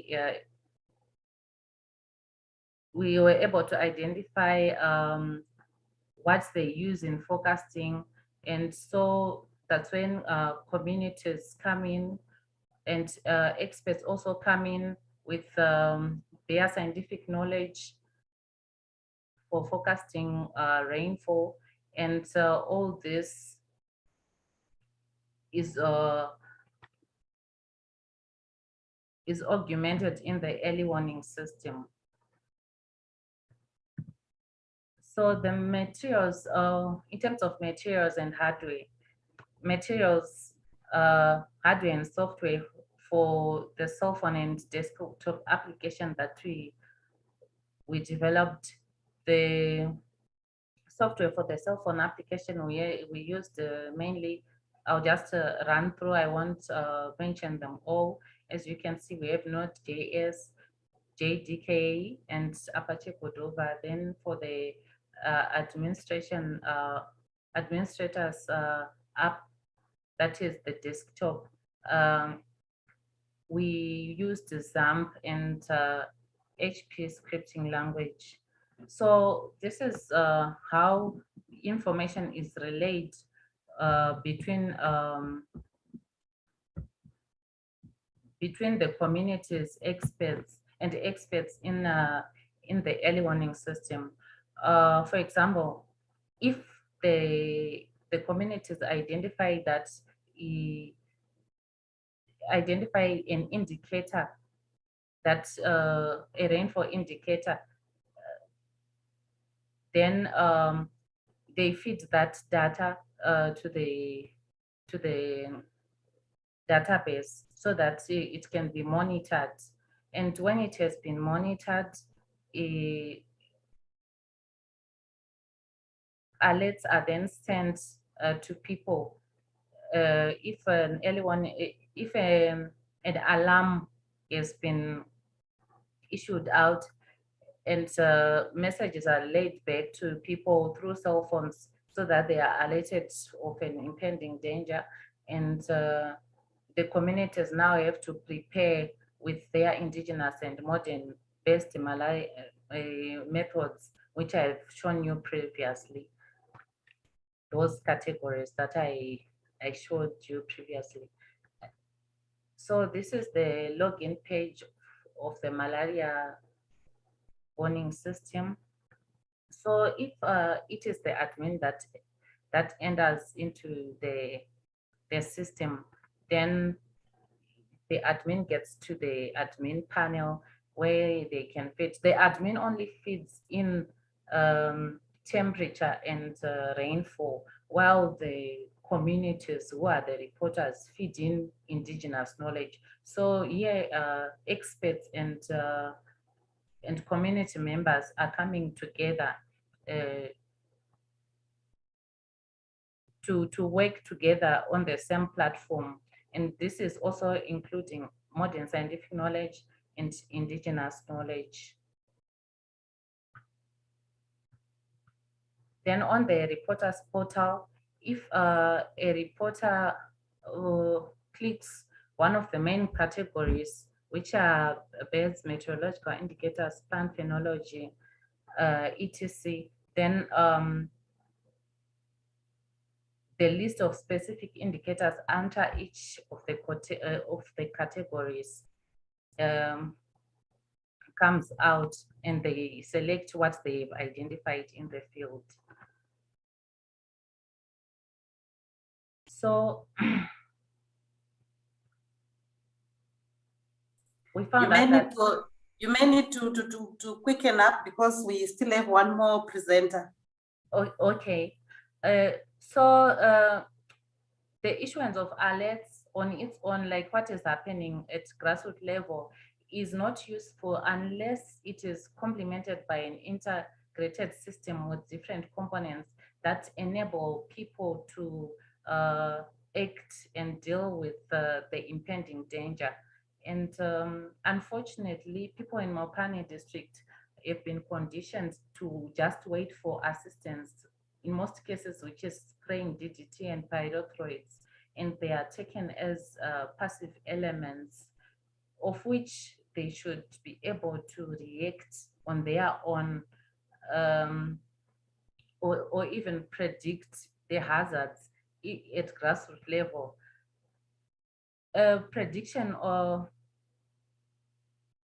by the use of malaria cases cannot be called a prevention measures, as people would have been already affected. Hence, there is need to come up with a method that is proactive, a proactive system rather than a reactive system when people have already been affected. So with an effective early warning system in place, contrary to early detection, there is an attempt to predict epidemics before an unusual transmission is detected. And in conclusion, we found out that even though there is an early warning system in Mopani district, it has loopholes,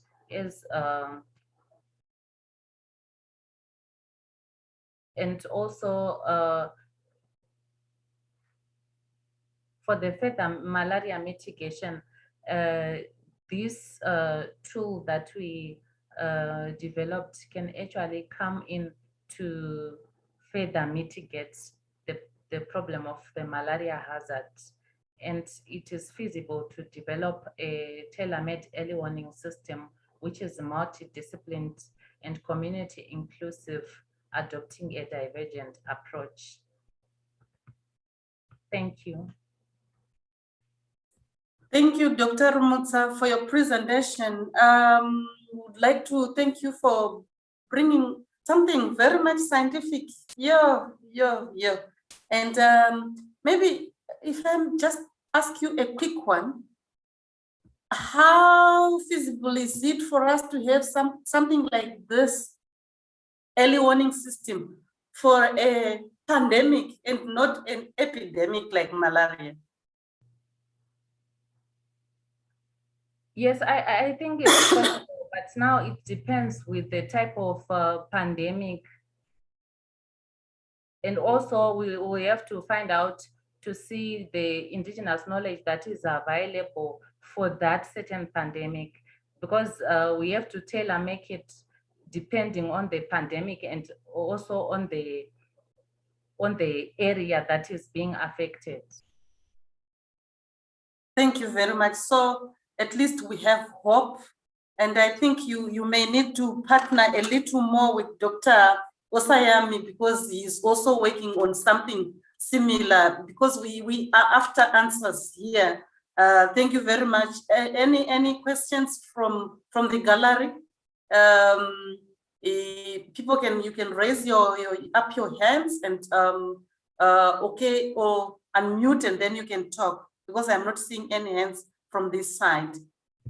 But we have actually learned quite a lot that we can make use of the indigenous knowledge systems, even in an urban context, because I want to believe Pane district has got a rural component and the urban component. Yes. And when you look at what is happening in the rural areas, we can still make use of those variables to understand, or probably contextualize and tailor-make something that can also be used in urban areas. Am I right? Yes, you're right. Thank you very much. Do we have any contributions? I would expect Dr. Osayomi to comment, because he's much more into this geography of diseases and planning. But this is a very unique study, and I think it's a little bit on the more practical side in terms of finding solutions. Any questions from the gallery? Questions? Thank you very much, Dr. Rumutsa. Let me call upon the last presenter,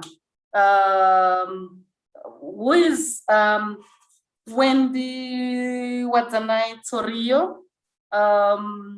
She's going to present something a little bit interesting, because I'm seeing Musina town here, and I was looking at Musina as an urban setting, but it's a small rural town. So we want to see those urban rural linkages, and also issues of spatial justice, justices from all corners.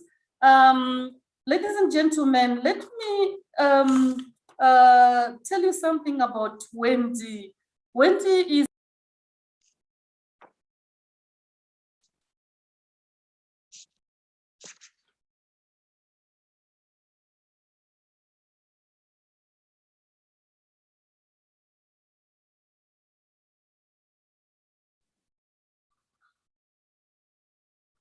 Dr. Emma is muted. We can't hear her again.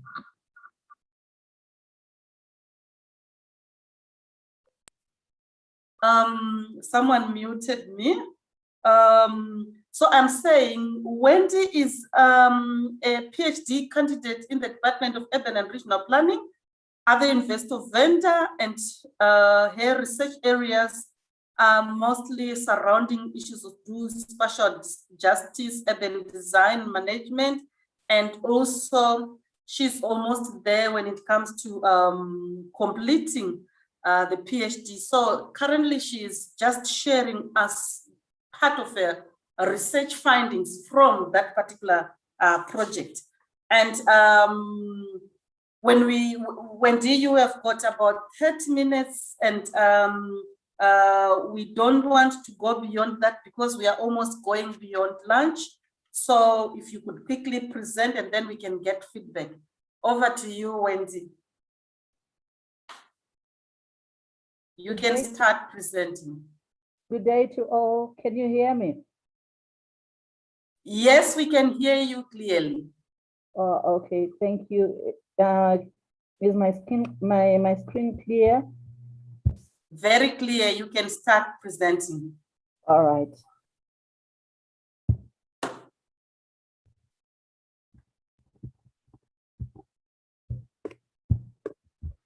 Okay, I'm presenting on the topic exploring the dynamics of street trading as street spatial justice or injustice in Musina town.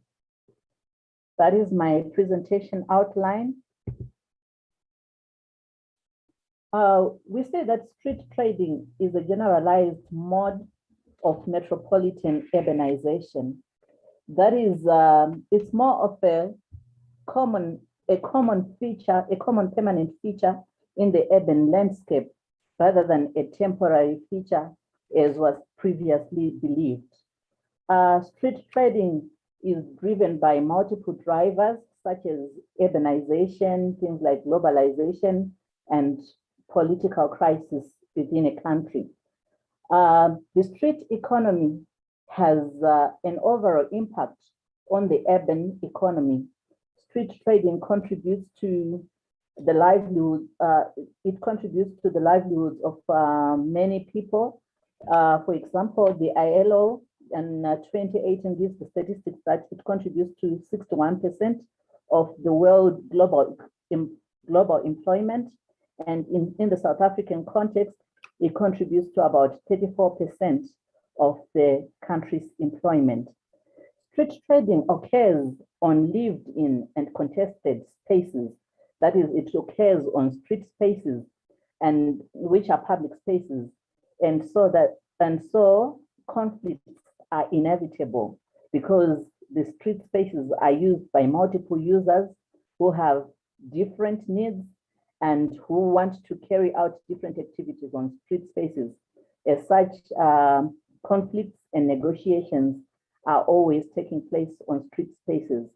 So we then find out that users of street spaces have different or disparate rights to the city claims.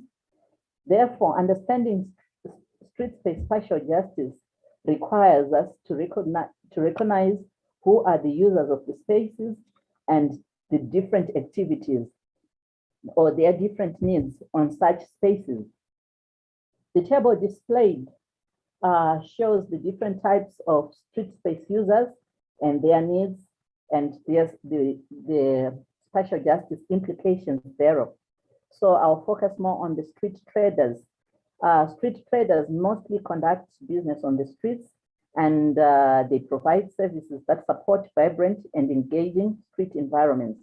And the spatial justice implications are that the needs and concerns of street traders, such as the need for adequate space, the need for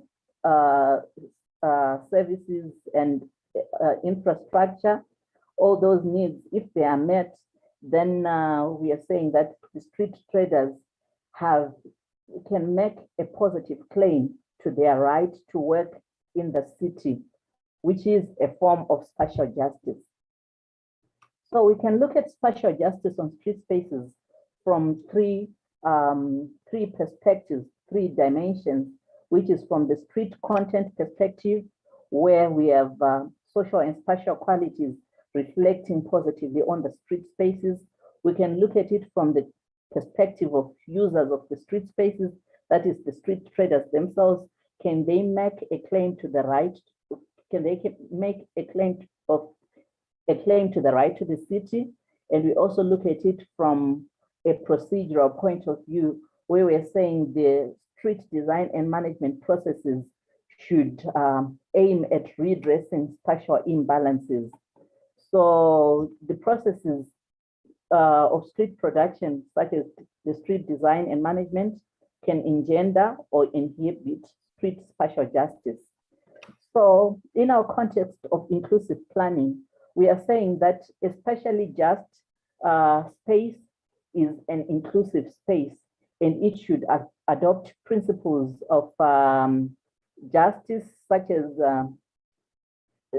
ensuring that the least advantaged users benefit, justice principles such as equity and fairness. This is also in line with Sustainable Development Goal number 11, which is to make cities and human settlements inclusive, safe, and resilient. The problem that we identified in this study is that street trading on street spaces of Musina town reproduce various forms of spatial injustices every day. And these injustices are also a result of street planning and design and management imperatives. So this study seeks to explore the spatial injustice implications which emanate from street trading activities in Musina town. The setting and the methods. Displayed is a picture, is a map of Musina town in relation to Limpopo in relation to Vembe district, then in relation to Limpopo province and South Africa. Wendy, we are no longer hearing you. Hello? Hello? Hello?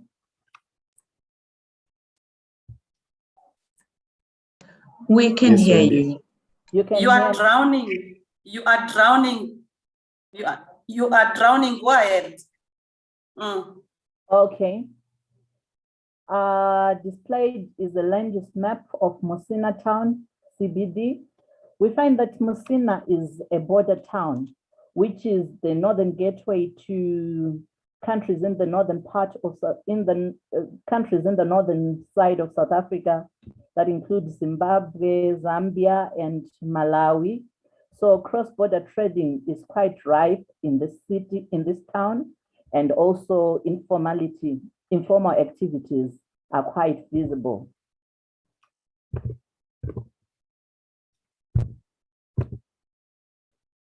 We employed a spatial injustice and street space case study survey design and adopted a qualitative research approach for this particular finding.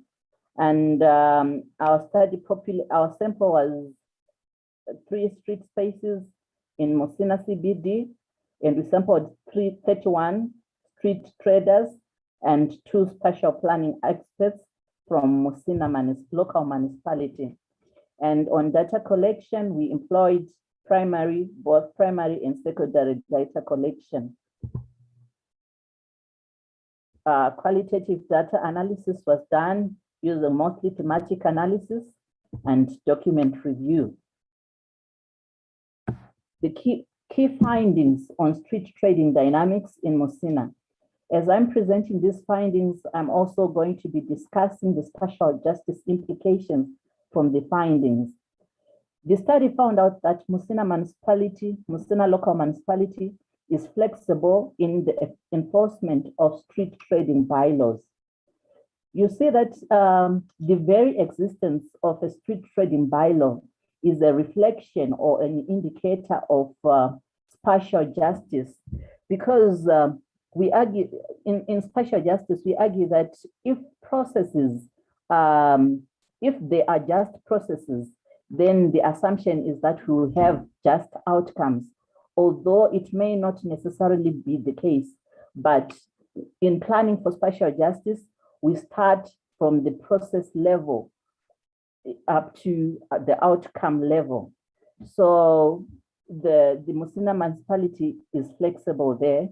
We also found out that street traders can make arrangements with shop owners to trade on their storefronts.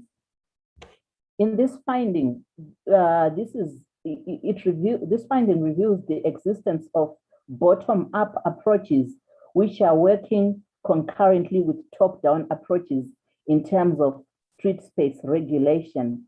And scholars such as Soldiers speak of what they term the third space, a space where people can both the ordinary people and the experts can reimagine spaces to come up with ideal spaces or spatially just street spaces. So perhaps this can be a learning point where there's need to integrate bottom-up approaches and top-down, bottom-up informal approaches together with formal regulatory approaches in order to come up with spatially just street spaces.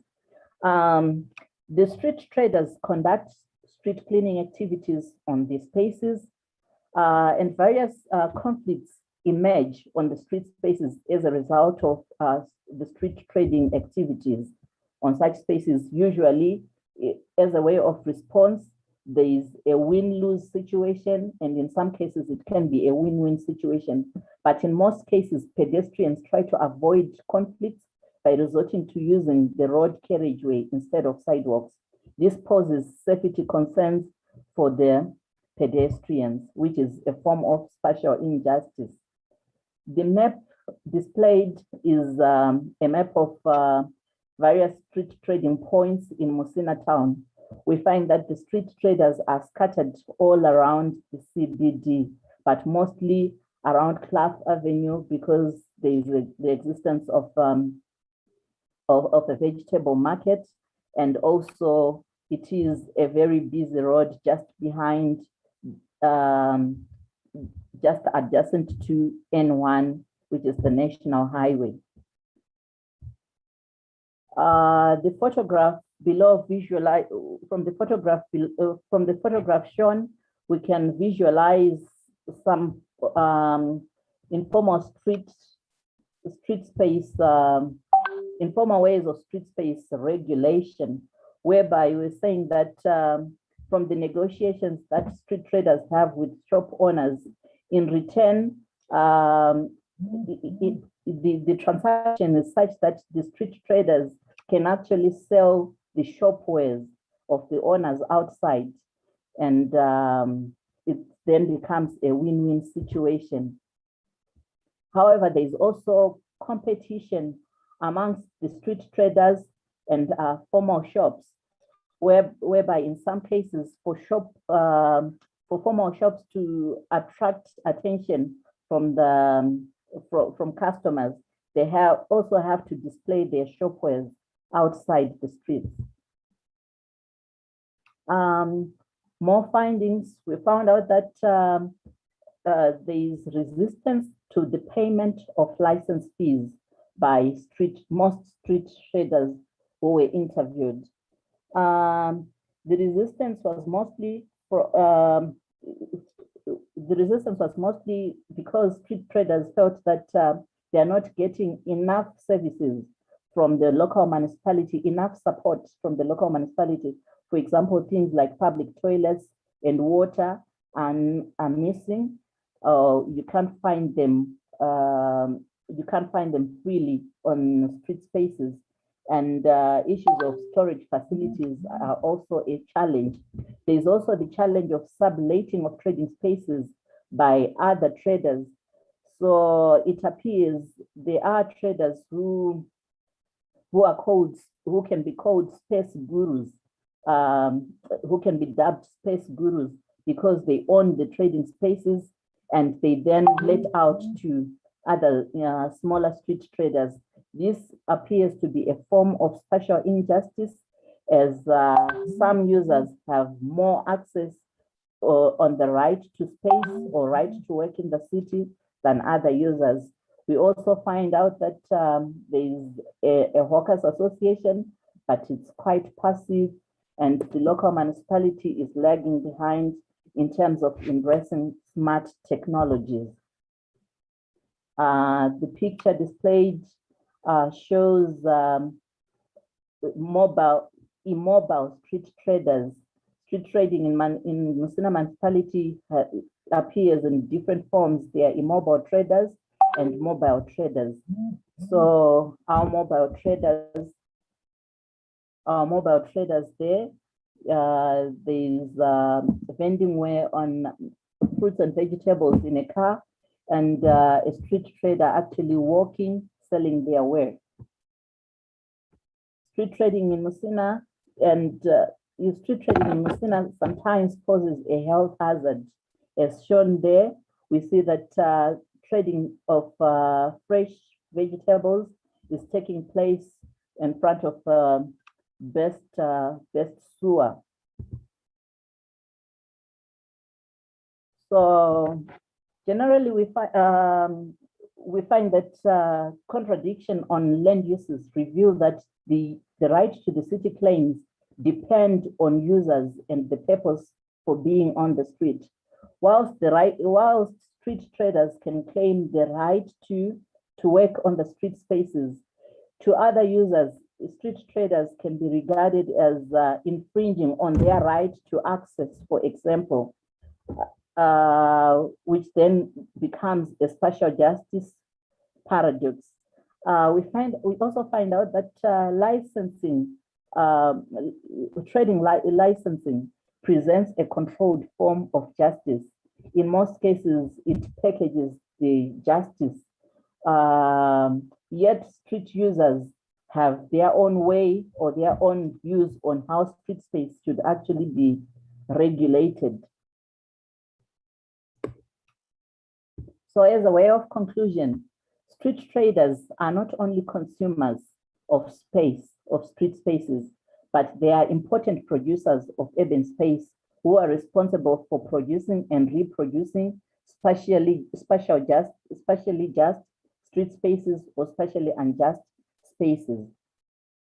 We find out that the spatial justice phenomenon is quite complex, and it should involve these least advantaged users, such as the street traders, in decision making. So their role in the street decision making as active participants matter. The contestations and negotiations on street spaces are obviously inevitable, but what is needed is for conflict resolution skills, conflict resolution strategies, and it is important, as a way of recommendation, it is important to build the capacity of workers' associations so that they can better represent the views of street traders.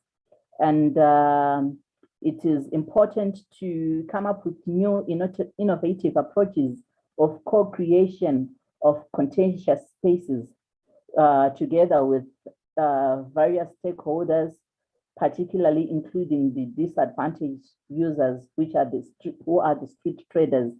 It is also important to do a SWOT analysis, a strength, weaknesses, opportunity, and threats analysis of the bottom-up initiatives.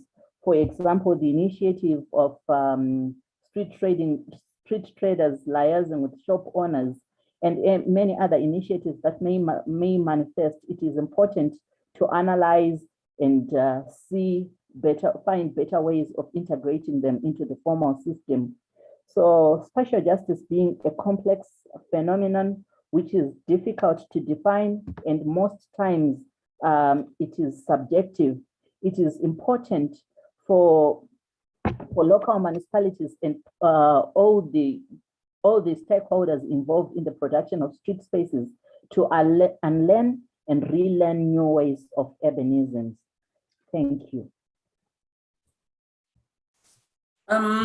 Thank you very much, Wendy Sorio, for your presentation.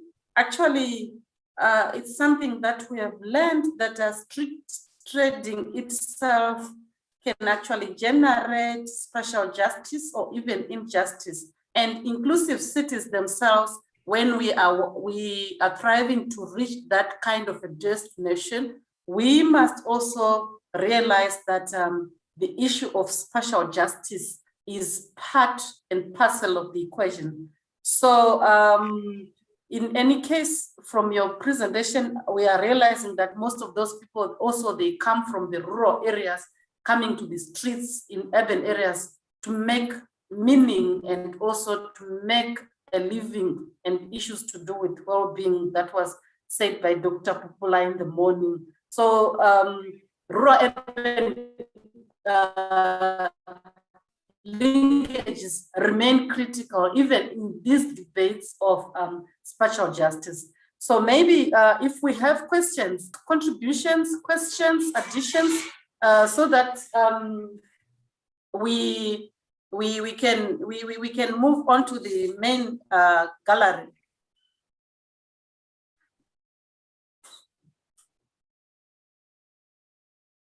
Any additions? Yeah, we are going to lunch hour, and issues to do with internet fatigue, they are real. But let me just thank you, Wendy, for demonstrating that inclusive in the bid of these city planners to create inclusive cities. They are also required to come up with issues to do with acknowledging the challenges that also flow from those dynamics. So really, we need to pay attention to the rural-urban dynamics, and also even what comes out of the whole package in terms of creating inclusive cities. So the issue of spatial justice are key and fundamental to understanding these debates. Let me thank everyone in this particular room. I think we are now going back to the main plenary. For those that are joining us, if you are just joining us, we are coming to the end of this session. If there is anyone who's got a comment, or do we have Dr. Pula here? Maybe if you have got an announcement to make. If we don't have anything of that nature, then thank you very much for gracing this particular room, and also for all the contributions, all the presentations, and all the ears that came to this particular room to give us support. Thank you.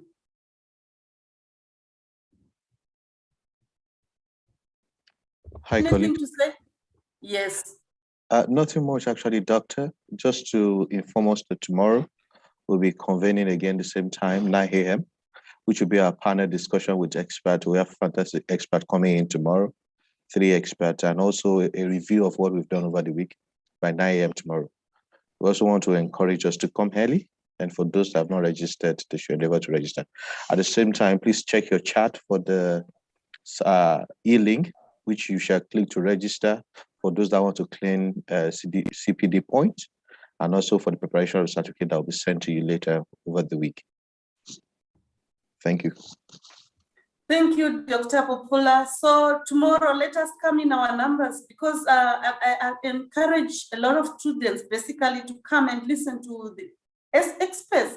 You will learn one or two things that you can also make use of in your research. And also, even those seasoned researchers, come, let us challenge the existing domains of knowledge so that we can improve. It's through such kind of interaction that we can make a difference, particularly when we want to come to this issue of inclusive cities that is also contentious. So see you tomorrow, 9 a.m. I will be there. And just tell yourself, I will be there. Bye. Bye-bye, Doctor. Thank you. Bye. Bye.